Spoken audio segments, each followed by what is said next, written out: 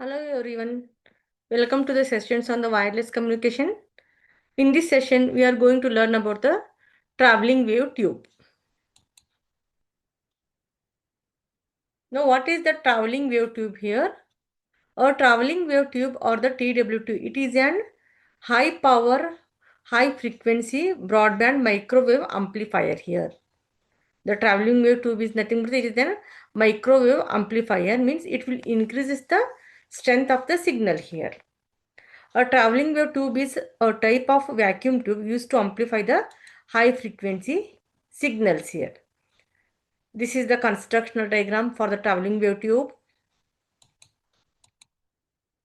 Now if you consider the constructional diagram, here we are having the input guide through which we are sending the input signal RF signals here, and this is the output guide from where we are taking the output signals here. Now this is the electron gun here, and here we will be having the cathode, and this is the collector here. And here the magnetic field is applied such that to take care that the electron beam is the very sharp and the narrow beam. It should not disperse here. And the attenuator section is there such that any reflected signals can be absorbed here. This is the vacuum tube glass tube here. The outer body, it is the glass tube here. Now here we are having the helical section or the helix structure here. Helix structure. Now whenever the input signal RF signal is made to pass through the input guide here, it will travels, and that input signal will travels along the helix structure here, and the electron beam is traveling through the helix structure. It is not touching, but it is traveling through the helix structure.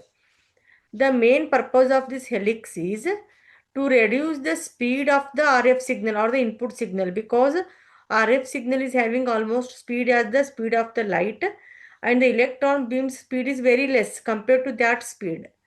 Now to make the interaction between the input signal and the electron beam, it is necessary to either increase the speed of the electron or reduce the speed of the RF signal. Therefore, using this helix structure, the speed of the RF signal is reduced here. It is traveling along this helix. Therefore, the speed will reduce here, and the electron beam as it travels here, depending on the polarity, the velocity modulation takes place for the each electron, and the bunching process will take place.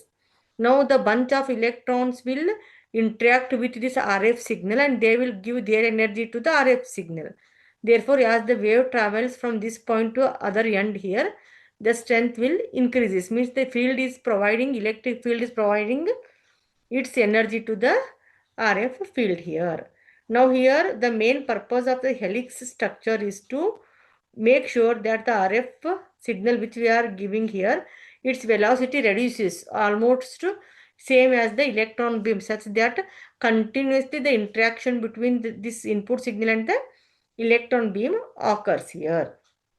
Now this is the constructional diagram. The main purpose of the magnetic field is to take care that the electron beam is, it is sharply traveling inside the helix structure. It will not touch the helical structure here.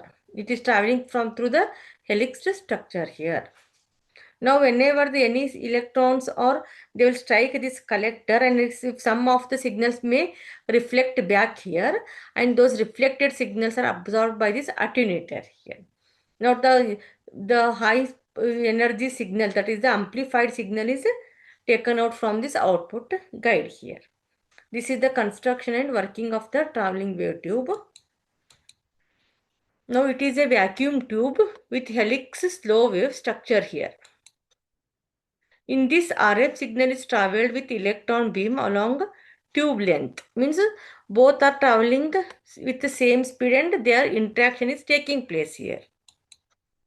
Now use of the permanent magnet is to align the electron beam in the same direction and in the narrow, that is a very sharp beam, such that it will blocks the dispersion here. The RF signal gets energy from the electron bunch as the helix structure, and hence it is amplified here. Now the amplified signals are received through the output guide at the other end. A helical structure in a TWT is for slowing down the RF waves here. Speed to match the electron beam's velocity means to slow the RF waves speed. We are using this helix structure here. This helical structure enables continuous interaction between RF wave and electron beam, allowing the continuous energy transfer and amplification. Means continuously they are interacting with each other and continuously amplification is taking place here. Now the bunching in the TWT here, if you observe here, this is at the input end, this is at the output end here. Now this is the electron beam strength here and this is the input signal here, RF wave. Now as the RF wave is traveling from one end to other end, the electron beam, they are transferring their energy to the RF field here. That is charge density in the electron beam. This is the charge density inside inner wave and this outer wave is the RF signal. Therefore, as it is proceeding from one end to other end, it is getting energy from the electron beam here. Now at the last end here, you can see the strength of the signal is very high here. This is the bunching process here. Now the types of the performance here, types and the performances. We may have the low level and the low noise TWT. The low level and the low noise TWT means here the frequency range is from 2 to 40 gigahertz and gain is 25 to 45 dB and the power output is 1 to 100 milliwatt. This is the low level low noise TWT. Second is the continuous wave power tubes here. Here in this case frequency range is 1 to 100 gigahertz. Power output is up to 10 kilowatt and the efficiency is up to 20 to 35%. And the third type is the pulsed TWTs. Frequency range is 2 to 100 gigahertz and the peak output is 1 to 250 kilowatt here. Now this completes the working of the TWT. Thank you.